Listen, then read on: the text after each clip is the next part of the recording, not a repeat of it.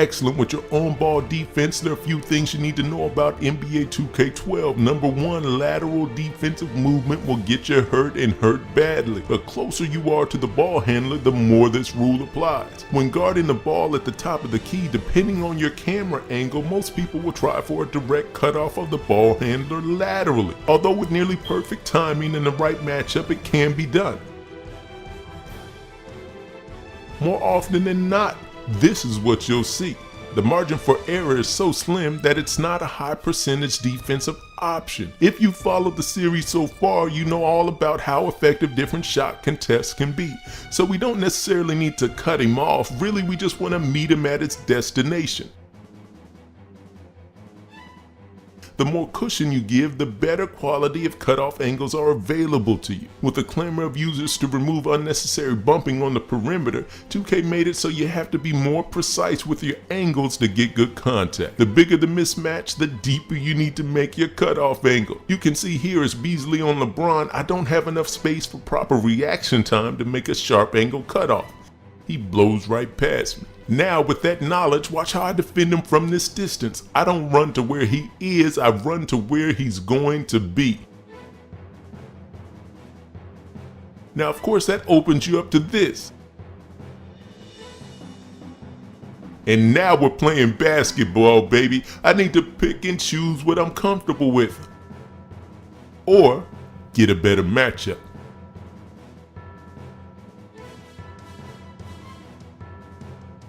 Thanks, Coop. Another important key to defense in 2K12 is understanding what I call the 5 meridians. Yeah, I made it up. There is one on the sideline from here to here.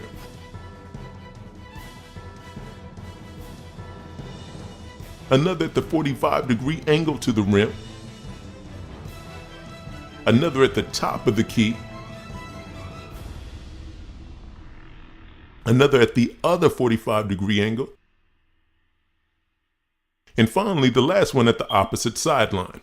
Because of the angle adjustments of the defense at these angles, it's easiest to get beat to the basket moving laterally at the intersections of these meridians. This is why some people can stop the drive better from some camera angles than others. Because of this angle adjustment, you must either meet them at the intersection and body up,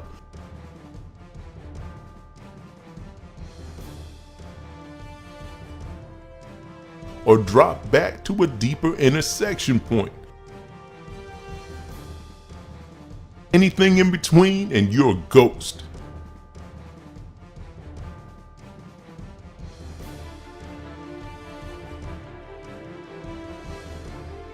Or as coaches have said since the beginning of time, keep your body between the man and the basket. The best defenders in 2K12 know when to use each of the tools in their tool belt. That only comes with practice. Until next time, it's your man Nazar reminding you, don't play video games, play basketball.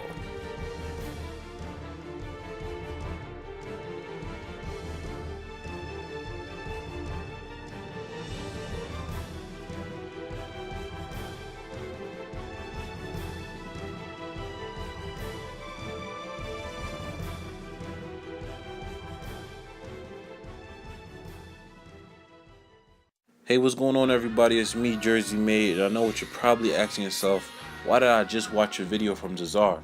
The reason why I show Zar's video is because he really broke everything down, and that's how I learned how to play defense. Also, everything I'm going to show you really comes from that video.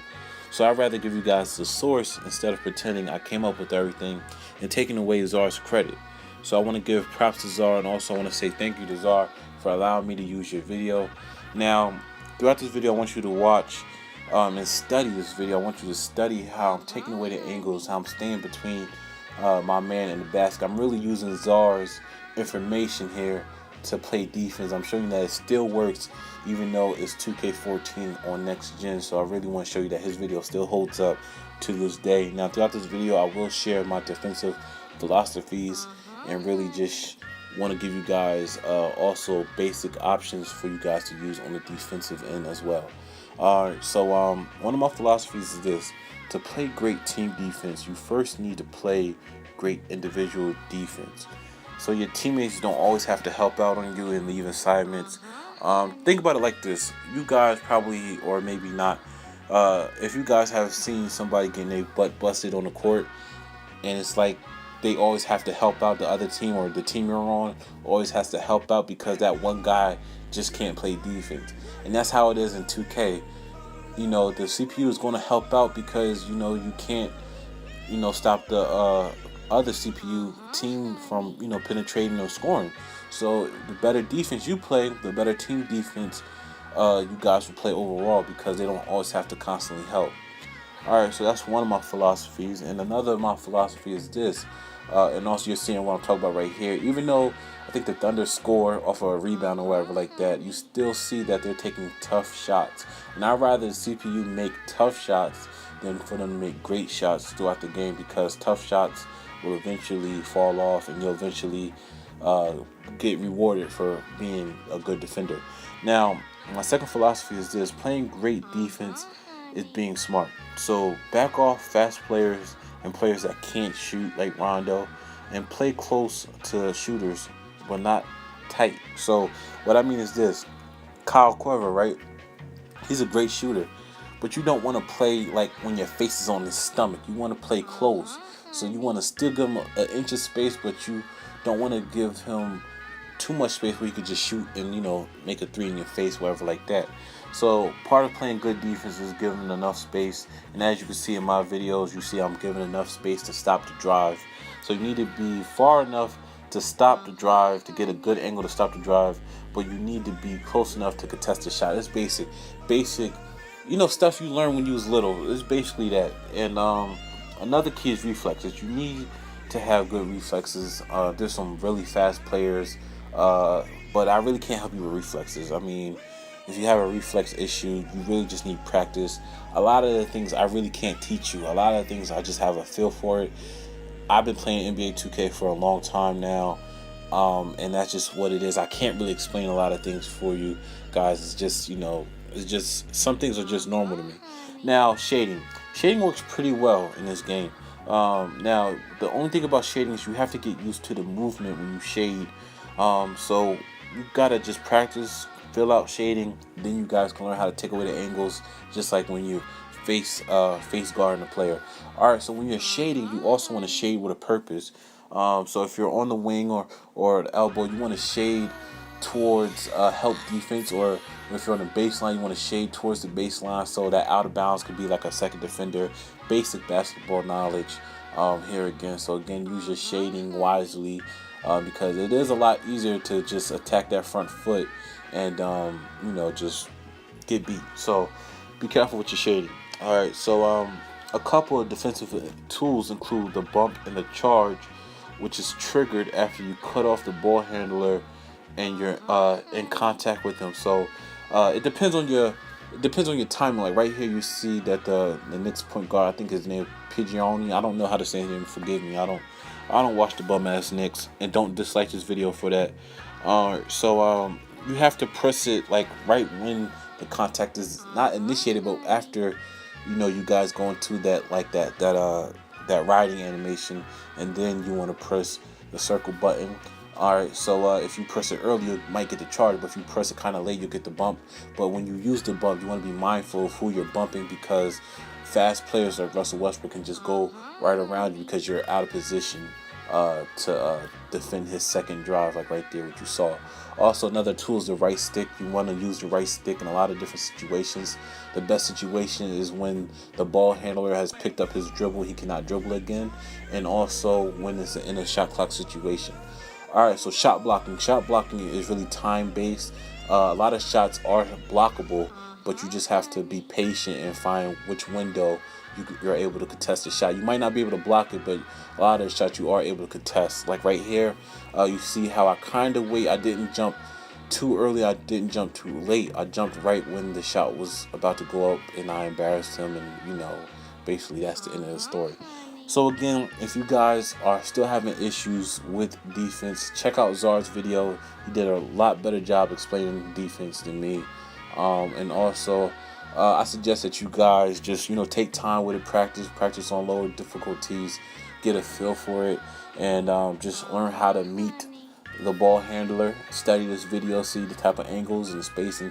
It's really hard to really explain it. It's something that you have to practice and you have to feel for yourself. So again, it might look like I'm doing something spectacular, but once you get the hang of it, it'll be pretty easy. I mean, you still get crossed by me, but you know, that's me. I'm the manual. All right. Also, I just want to talk about my next video. This video gets 200 likes, maybe 100 likes. I'll release my next 5 videos straight. It's a lot of information, a lot of things I've been holding on, and basically that. If you guys can help me get to 100 likes, you guys like this video, like it. If you didn't like it, dislike it. If you want to favorite it. I don't want to tell you what to do. You do what feels in your heart. You do what you really want to do. But if you did like my content, subscribe and tell a friend, and maybe do something about that. I don't know. This is awkward. Oh, also stay to the end. Don't cut this video off after this. Stay to the end after the credits, whatever like that. I want you guys to check out this channel. Salute Me 757. Check out his video on POE. I'm gonna put a link to all everybody's stuff in the description box so you guys can go and enjoy some other content and channels besides me. And that's basically it. Peace, homies.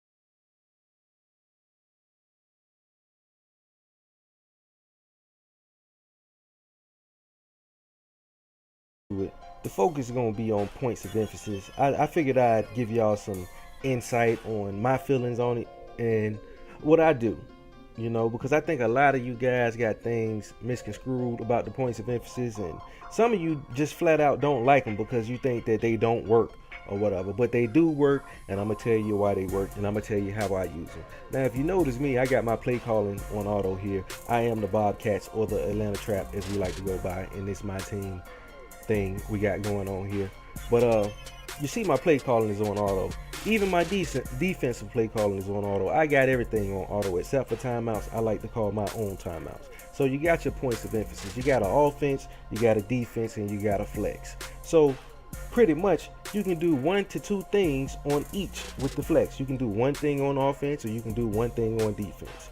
Possibly 2 if you include the offense or the defense in the flex. That's what it is. That's all you got to do. You have no defensive assignments anymore. As you look, you see my settings, auto, everything. So